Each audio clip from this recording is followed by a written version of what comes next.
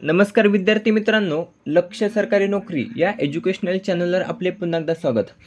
मित्रांनो, आज आपण पोलीस भरती, आरोग्य भरती, रेल्वे भरती आणि इतर ज्या काही सरसेवा भरत्या असतात तर त्यासाठी लागणारे आवश्यक असे चालू घडामोडीचे प्रश्न या ठिकाणी आपण माहिती सगळं कव्हर करून घेणार आहोत. सर्व प्रश्न IMP असतात. एक्स्ट्रा माहिती देखील आपण या ठिकाणी कव्हर केलेली आहे, जी येणाऱ्या भरतीसाठी उपयुक्त असणार आहे. आजचा आपला भाग असणार आहे 393वा. या भागामध्ये आपण 3 डिसेंबर 2025 या दिवसातील महत्त्वाचे चालू घडामोडीचे प्रश्न या ठिकाणी कव्हर करणार आहोत. व्हिडिओ शेवटपर्यंत नक्की पाहायचा आहे. सर्व प्रश्न IMP असणार आहेत आणि एक्स्ट्रा माहिती देखील आहे बघा, तर ती देखील IMP असणार आहे. प्रश्न पहिला, राष्ट्रसंत तुकडोजी महाराज नागपूर विद्यापीठाच्या पहिल्या महिला कुलगुरू कोण बनल्या आहेत? प्रश्न IMP आहे. तर नुकतंच राष्ट्रसंत तुकडोजी महाराज नागपूर विद्यापीठाच्या पहिल्या महिला कुलगुरू बनल्यात. पर्याय ब, डॉक्टर मनाली मकरंद क्षीरसागर. डॉक्टर मनाली मकरंद क्षीरसागर हे राष्ट्रसंत तुकडोजी महाराज नागपूर विद्यापीठाच्या पहिल्या महिला कुलगुरू बनल्यात. एक प्रश्न ऑप्शन म्हणून विचारला जाऊ शकतो. तो प्रश्न असा, राष्ट्रसंत तुकडोजी महाराज विद्यापीठ कोणत्या ठिकाणी स्थित आहे? तर त्याचं उत्तर असणार बघा, नागपूर. नागपूर या ठिकाणी राष्ट्रसंत तुकडोजी महाराज विद्यापीठ हे स्थित आहे. एक दुसरा प्रश्न काही दिवसांपूर्वी झाला होता बघा. तो प्रश्न असा होता, हे जे काही राष्ट्रसंत तुकडोजी महाराज विद्यापीठ आहे बघा, तर या ठिकाणी सामूहिक गीत गायलं होतं. कोणतं?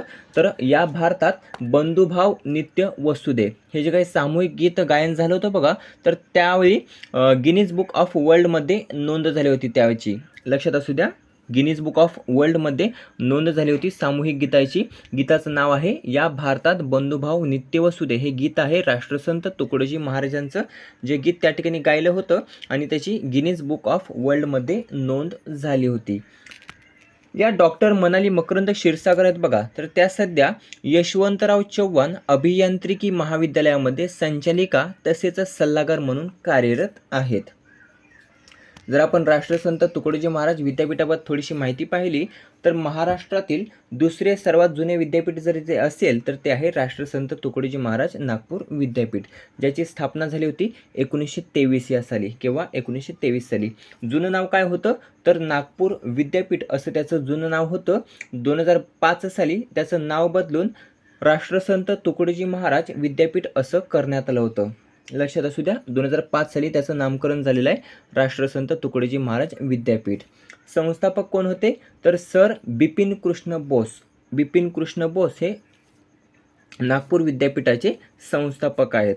काही महिन्यांपूर्वी जे काही नईमा खातून आहे बघा, पर्याय क प्राध्यापक नईमा खातून, तर या अलीगढ मुस्लिम विद्यापीठाच्या पहिल्या महिला कुलगुरू आहेत. हे देखील लक्षात ठेवायचं आहे, स्टार मार्कून ठेवायचं आहे. IMP आहे.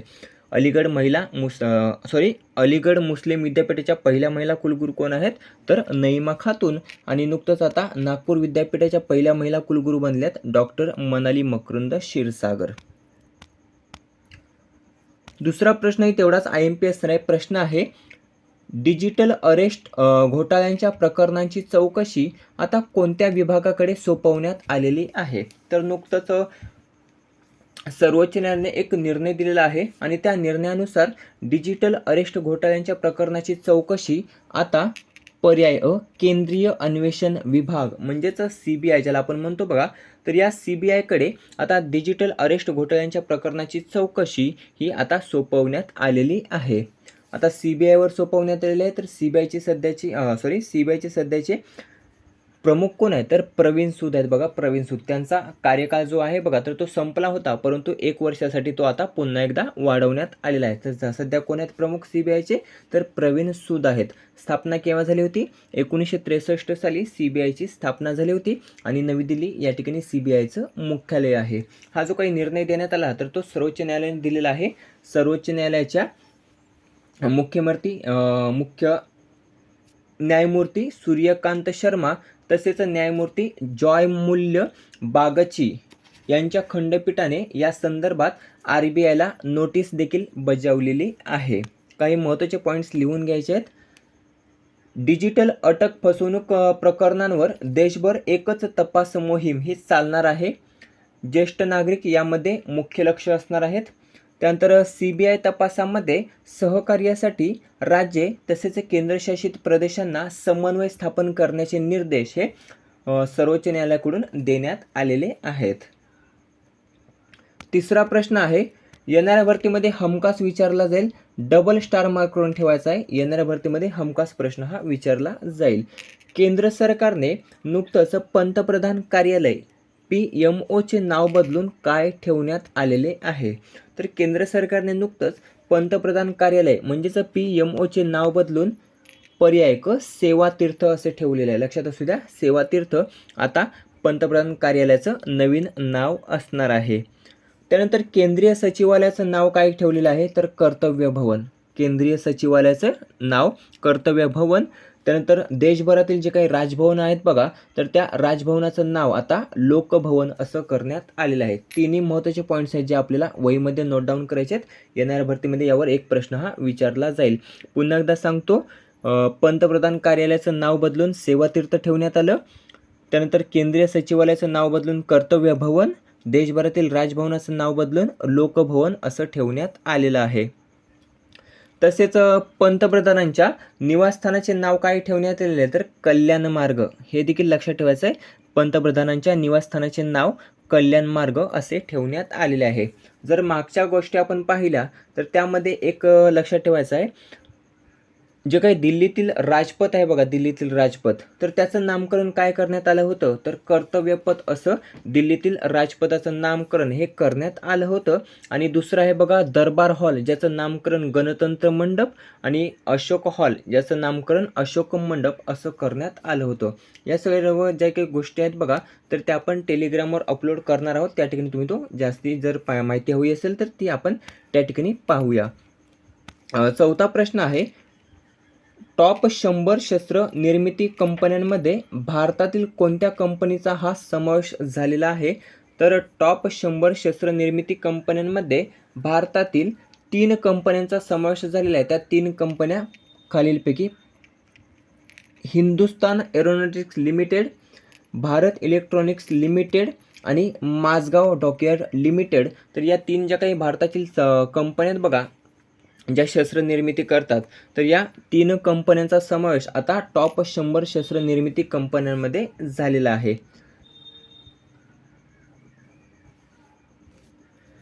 आता हा जो काही अहवाल आहे तर तो सादर कोणी केलेला आहे? तर स्टॉकहोम, जी काही स्वीडनची राजधानी बघा स्टॉकहोम, तर स्टॉकहोम इंटरनॅशनल पीस रिसर्च इन्स्टिट्यूटने हा जो काही अहवाल सादर केलेला आहे. आणि या अहवालानुसार टॉप 100मध्ये आता भारतातील 3 कंपन्या ह्या आलेल्या आहेत, ज्यांची नावे खालीलप्रमाणे आपण दिलेली आहेत. Hindustan Aeronautics Limited, Mazagon dockyard limited, Bharat electronics Limited. थोडीशी माहिती पाहूया.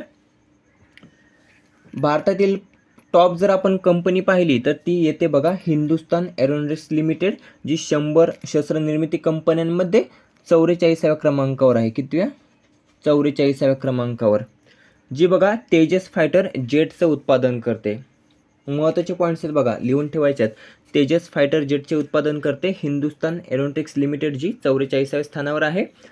त्यानंतर दुसऱ्या क्रमांकावर आहे भारत इलेक्ट्रॉनिक्स लिमिटेड, जी 100 टॉप कंपन्यांमध्ये 58व्या क्रमांकावर आहे. कितव्या? 58व्या.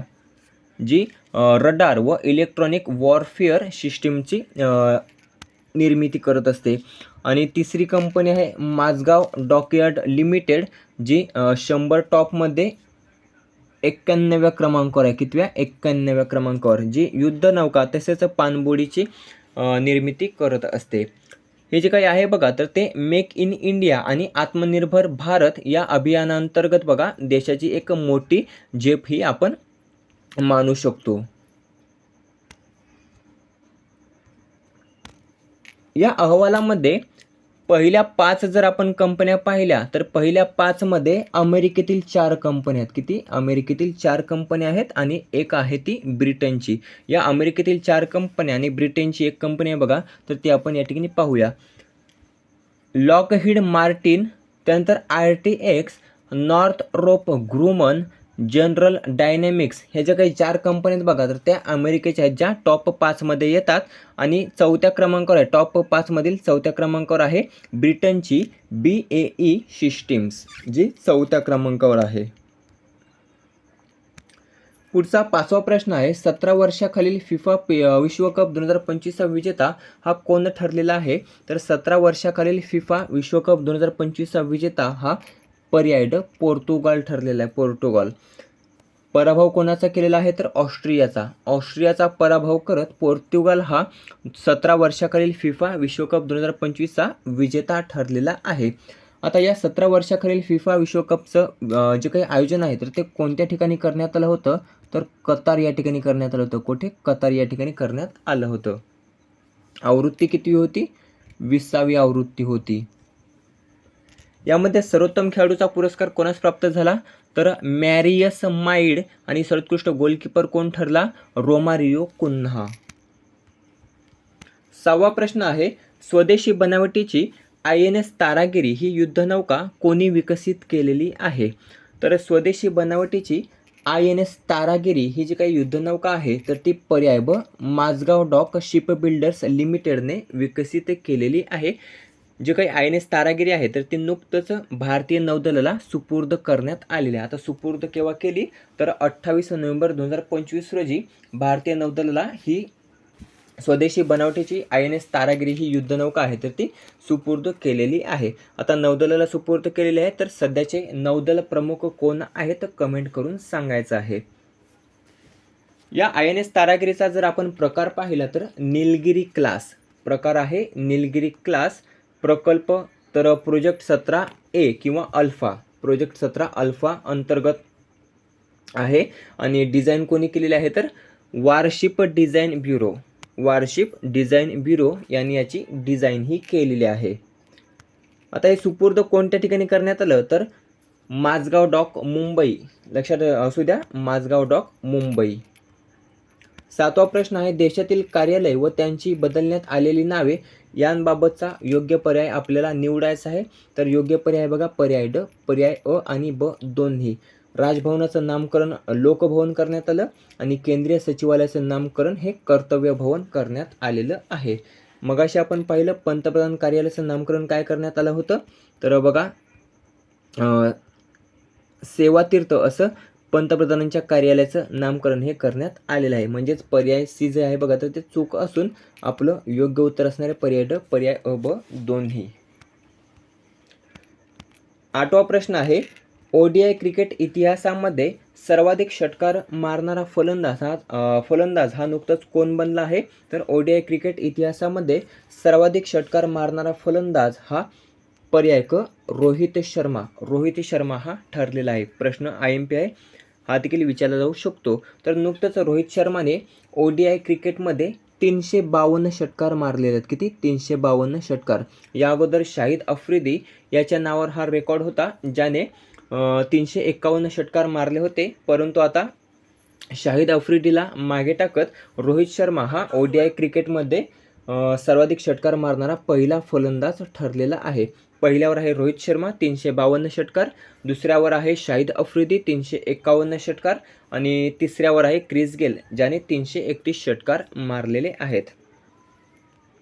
रोहित शर्माच्या अंडरमध्ये बघा, भारताने ICC चॅम्पियन्स ट्रॉफी जिंकलेली आहे. लक्षात असू द्या, ICC चॅम्पियन्स ट्रॉफी. तसेच T20 वर्ल्ड कप हा रोहित शर्माच्या अंडरमध्ये आपल्या भारताने जिंकलेला आहे. काल एक प्रश्न आपण घेतला होता, ODI मध्ये सर्वाधिक शतके मारणारा फलंदाज कोण बनला आहे? तर ODI क्रिकेटमध्ये सर्वाधिक शतक मारणारा फलंदाज बनलेला आहे विराट कोहली, ज्याने बघा 52 शतक मारलेले आहेत. किती? 52 शतक. हे झाले माहिती सकट करंट अफेअर्स. आता घेऊया फक्त आपण रिव्हिजन. प्रश्न पहिला होता, राष्ट्रसंत तुकडोजी महाराज नागपूर विद्यापीठाच्या पहिल्या महिला कुलगुरू कोण बनल्यात? डॉक्टर मनाली मकरंद क्षीरसागर ह्या नागपूर विद्यापीठाच्या पहिल्या महिला कुलगुरू बनल्या आहेत. दुसरा प्रश्न आहे, डिजिटल अरेस्ट घोटाळ्यांच्या प्रकरणांची चौकशी ही कोणत्या विभागाकडे सोपवण्यात आलेली आहे? तर पर्याय अ केंद्रीय अन्वेषण विभाग CBIकडे डिजिटल अरेस्ट घोटाळ्यांच्या प्रकरणांची चौकशी ही सोपवण्यात आलेली आहे. तिसरा प्रश्न आहे, केंद्र सरकारने पंतप्रधान कार्यालय PMOचे नाव बदलून काय ठेवलेले आहे? तर पर्याय क सेवातीर्थ असं नाव ठेवण्यात आलेलं आहे. चौथा प्रश्न, टॉप 100 शस्त्र निर्मिती कंपन्यांमध्ये भारतातील कोणत्या कंपनीचा समावेश हा झालेला आहे? तर वरीलपैकी सर्व या तिन्ही कंपन्यांचा त्यामध्ये समावेश झालेला आहे. ज्या कंपन्यात बघा, Hindustan Aerotex limited, Mazagon dockyard limited, Bharat electronics limited. पाचवा प्रश्न आहे, 17 वर्षाखालील फिफा विश्वकप 2025चा विजेता हा कोण ठरला आहे? तर पर्याय ड, पोर्तुगाल हा 17 वर्षाखालील फिफा विश्वकप 2025चा विजेता ठरलेला आहे. सहावा प्रश्न आहे, स्वदेशी बनावटीची INS तारागिरी ही युद्धनौका कोणी विकसित केली आहे? तर पर्याय ब, माझगाव डॉक शिपबिल्डर्स लिमिटेडने स्वदेशी बनावटीची INS तारागिरी ही युद्धनौका विकसित केलेली आहे. सातवा प्रश्न, देशातील कार्यालय व त्यांची बदलण्यात आलेली नावे यांचा योग्य पर्याय आपल्याला निवडायचा आहे. तर पर्याय ड योग्य उत्तर असणारे पर्याय अ ब दोन्ही, म्हणजेच राजभवनचं नामकरण लोकभवन करण्यात आलं आणि केंद्रीय सचिवालयाचं नामकरण हे कर्तव्य भवन करण्यात आलेलं आहे. आठवा प्रश्न आहे, ODI क्रिकेट इतिहासामध्ये सर्वाधिक षटकार मारणारा फलंदाज हा कोण ठरला आहे? तर ODI क्रिकेट इतिहासामध्ये सर्वाधिक षटकार मारणारा फलंदाज ठरलेला आहे पर्याय क रोहित शर्मा, ज्याने 352 षटकार ठोकत पहिला क्रमांक हा पटकावलेला आहे. मित्रांनो, अशा प्रकारे महत्त्वाचे चालू घडामोडीचे प्रश्न या ठिकाणी आपण कव्हर केलेले जे येणाऱ्या भरतीसाठी उपयुक्त असणार आहेत. व्हिडिओ कसा वाटला कमेंट करून नक्की सांगायचं आहे. व्हिडिओ आवडला असेल तर मित्रांसोबत जास्तीत जास्त शेअर करायचा आहे. याचा PDF हा टेलिग्रामवर अपलोड केला जाईल, त्या ठिकाणी तुम्ही तो पाहू शकता. भेटूया पुढच्या भागामध्ये. धन्यवाद.